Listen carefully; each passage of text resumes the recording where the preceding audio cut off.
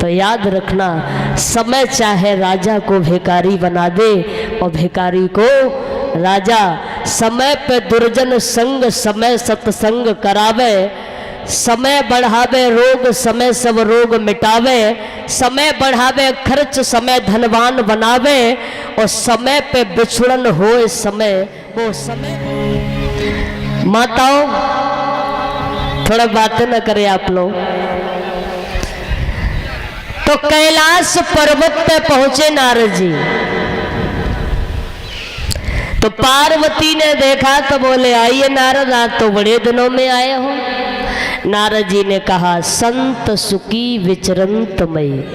संत तो जब ही सुखी होता है कि वो हमेशा विचरण करता रहे। साधु संत महात्मा ये तो हमेशा चलते फिरते रहते हैं। अच्छा और बताओ भोले बाबा कहाँ गए हैं? पार्वती बोली पता नहीं, कहीं घूमने निकल गए हैं। तो नारद जी ने विचार किया कि क्यों ना भोले बाबा पार्वती में झगड़ा करवाए, क्योंकि काम ही यही था। नारद जी का तो नाम ही नारद है। नारद किसे कहते हैं? नारद, जाकी बात रद्द न हो, समझ लो वही नारद है। नारद जी का काम था कि जाकी सुनी वासे कही और बाकी सुनी, यानी झगड़ा करवाने का काम ये नारद जी का था। और पहले तो थे एक नारद, अब इस कलयुग में तो घर घर नारद दिख रहे हैं, क्योंकि चुगली करने का काम नारद जी का था। तो ऐसे तो बहुत से लोग मिल जाते हैं। तो नारद जी ने विचार किया कि क्यों ना भोले बाबा पार्वती में झगड़ा करवाए। तो नारद जी ने कहा कि एक बात बताओ मैया। हाँ पूछो। ये बताओ भोले बाबा तुम्हें कितना चाहते हैं? भोले बाबा तुम्हें कितना चाहते हैं? तो पार्वती ने कहा ये भी कोई पूछने वाली बात है कि भोले बाबा हमें कितना चाहते हैं? और नारद जी ने कहा नहीं फिर भी बताओ कितना चाहते हैं? पार्वती बोली इतना चाहते हैं कि कोई बात हो तो पहले हमको बताते, इतना चाहते हैं हम, मतलब हमसे कोई बात छिपाते ही नहीं है। तो नारद जी ने कहा अच्छा, तो फिर भोले बाबा ने कभी आपको ये भी बताया होगा कि जो भोले बाबा के गले में जो मुंडों की माला पड़ी है वे किसके सर है? कभी आपको बताया होगा ये भी शायद।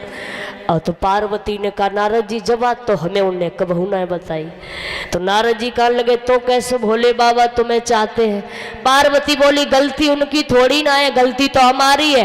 अरे हमने पूछा नहीं तो उन्होंने बताया नहीं, और हम पूछेंगे तो हमें जरूर बता देंगे। नारद जी ने कहा ठीक है, शाम को भोले बाबा आए तो तुम पूछियो जरूर कि जो उनके गले में जो मुंडों की माला है वो किन के सर है। पार्वती बोली ठीक है आ जाने दो, शाम को भोजन पानी तभी मिलेगा, पहले पूछ लूंगी। अब नारद जी बोले काम बन गया लगता हमें, ठीक है अब तुम जानो और तुम्हारा काम जाने। नारायण नारायण कहते हुए चले गए। भले घर में आग लगा के नारद जी चले गए, क्योंकि काम ही था। अब शाम हुई, भोले बाबा आए, जवाब दिया पार्वती। अब पार्वती गुस्सा होके बैठ गई, बहुत गुस्सा है। भोले बाबा ने कहा पार्वती, अरे पार्वती बताओ तो सही की बात क्या है, आप ऐसे गुस्सा क्यों बैठी हो? पार्वती ने कहा हमसे बात करने की जरूरत नहीं है तुम्हें। अरे भोले बाबा ने कहा अरे क्या हो गया, अरे हमें बताओ तो सही। अरे वो तो बहुत, नारद जी ने जवाब दिया। तो पार्वती विचार करने लगी, देखो भोले बाबा एक बात पहले हमें बताओ। हाँ पूछो। ये बताओ कि आप हमें कितना चाहते हो? भोले बाबा ने कहा ये बात आप हमसे क्यों पूछ रही हो, कितना चाहते? पार्वती ने कहा जितना पूछा उतना बताओ, कितना चाहते हो? तो भोले बाबा ने कहा हम तो तुम्हें बहुत चाहते हैं, बताओ क्या बात है?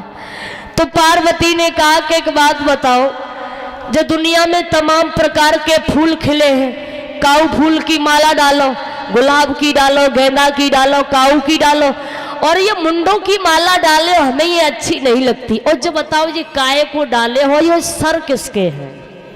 भोले बाबा कहने लगे बस इतनी सी बात पर इतनी गुस्सा हो गई आप? अरे ये तो पहले पूछ लेती तो कब का बता दिया होता। तो भोले बाबा ने कहा कि देखो पार्वती, ये सर तुम्हारे ही तो हैं। पार्वती बोली हमारे हैं?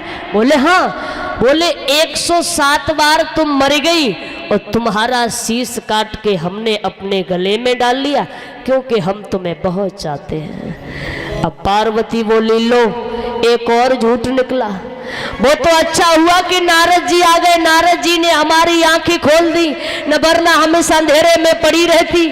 भोले बाबा बोले नारद जी आए थे? बोले अभी तो यहाँ से गए हैं। शंकर जी बोले बस यही गड़बड़ हो गई है, नारद जी आ गए तो बस यही गड़बड़ है। अब पार्वती बोली एक बात और बताओ, हाँ हम कितने बार मर गई? बोले 107 बार मर गई। तो पार्वती ने कहा कि हम 107 बार मर गए और तुम्हें कुछ नहीं हुआ। पार्वती बोली तुम्हें एक बार के लिए भी बुखार नहीं आया, तुम एक बार के लिए भी बीमार नहीं पड़े, तुम्हारी एक बार भी प्लेटें नहीं गिरी, तुम एक बार के लिए भी नहीं मरे। अरे तुम क्यों नहीं मरे, हम क्यों मरती रहती हैं? अब भोले बाबा ने कहा ये भी बताना पड़ेगा। पार्वती बोली आज हमें सब बताना पड़ेगा, ये बताओ तुम क्यों नहीं मरते हो, हम क्यों मरती रहती हैं? तो भोले बाबा ने कहा हम इसलिए नहीं मरते हैं क्योंकि हम अमर कथा जानते हैं, और जो अमर कथा जानता है वो कभी मर नहीं सकता। पार्वती बोली लो, डॉक्टर दवा घर में है, मरीज दवा के लिए घूम रहा है, तुम अमर कथा जानते हो तो अमर कथा हमें नहीं सुना सकते हो? भोले बाबा बोले बस यही क्षमा करना, अमर कथा हम तुम्हें नहीं सुनाएंगे। बोली क्यों नहीं सुनाओगे? भोले बाबा ने कहा नहीं सुनाएंगे तो नहीं सुनाएंगे। पार्वती बोली अमर कथा नहीं सुनाओगे तो मैं चली जाऊंगी। कहाँ? बोले अपने घर। ये तो माताओं के अंदर एक जरूर राहत होती है, ये बात तो जरूर बोलना है। घर में झगड़ा हो जाए, पति पत्नी में झगड़ा हो जाता है, तो हमारी माता एक बात जरूर बोल देती है। पहली बात तो लड़ते लड़ते यही बोल देती है कि धन्यवाद, 1 घंटे से लड़ रही होती है, और फिर लड़ते लड़ते बोल देती है कि धन्यवाद दो भगवान का जो इतनी सीधी मिली है, इतनी सीधी मिल गई तुम्हें।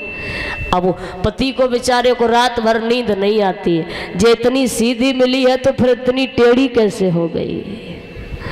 और एक बात और है, एक और बात हमारी माताएं कहती है, हर एक पति को सुनने के लिए मिलता होगा कि पत्नी 1-2 घंटे से लड़ रही होती है और उसके बाद में कहती है कि बस अब मेरा मुंह मत खुलवाओ, बस अब मेरा मुंह मत खुलवाओ, और 1 घंटे से लड़ रही होती है। और एक बात और कहती है कि अगर ऐसा काम नहीं किया तो अपने मायके चली जाऊंगी। तो पार्वती वही धमकी देने लगी, कथा नहीं सुनाई तो अपने घर चली जाऊंगी। भोले बाबा ने जब देखा कि पार्वती हट कर गई, कथा सुनेंगे तो सुनेंगे, हट तो वैसे भी बहुत बुरी होती है। हट भी 2-3 प्रकार की होती है। एक होती है राजहट, अगर राजा आदेश कर दे कि इसको फांसी लगवा दी जाए तो फिर इसे कोई रोक नहीं सकता। एक होती है त्रियाहट, माताएं कहें कि हम कल मायके जाएंगे तो फिर जाएंगे, तुम रोक नहीं पाओगे, जाएंगे तो जाएंगे। तो पार्वती हट कर गई तो भोले बाबा ने पकड़ी पार्वती की कलाई और एक गुफा के अंदर ले गए। डमरू बजाया, जितने पक्षी थे सारे पक्षी उड़ गए। उस गुफा के अंदर केवल एक घोंसला रखा है और उसमें केवल एक तोती का अंडा रखा है। भोले बाबा ने पार्वती से कहा, पार्वती अच्छा तुम हुकरा देती रहना, अगर तुमने हुकरा देना बंद कर दिया तो हम कथा भी सुनाना बंद कर देंगे। हमारे बड़े बूढ़े कोई कहानी सुनाते हैं ना तो नाती को पास बैठा लेते हुकरा देने के लिए। तो पार्वती से बोले कि ठीक है हुकरा देना, हम तुम्हें कथा सुनाएंगे। तो कछु देर तक तो पार्वती जगती रही। और कुछ देर के बाद क्या हुआ, भोले बाबा कथा सुना रहे हैं और पार्वती कथा सुन रही है कि बाम अंग पे महादेव जी बैठे आसन मारे, अमर कथा को लगे सुनाने गोरा के त्रिपुरारी उमा के पर गए सोता हूँ करा दे रो तोता उमा के पर गए सोता हूँ करा दे रो तोता।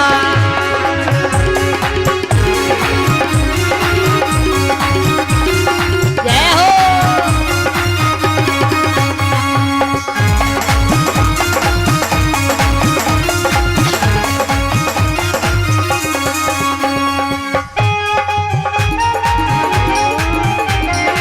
बोलिए शंकर भगवान की जय हो।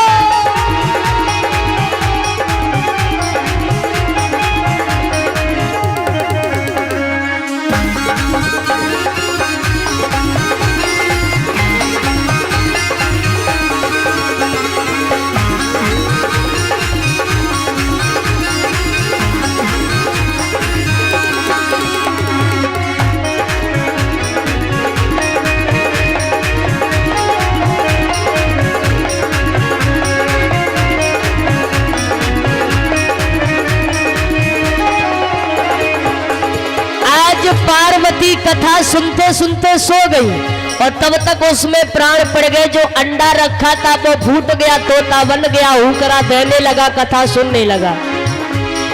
बाम अंग पे महादेव जी बैठे आसन मार, अमर कथा को लगे सुनाने गोरा के त्रिपुरारी उमा के पर गए सोता हूँ करा दे रो तोता उमा के पर गए सोता हूँ करा दे रो तोता।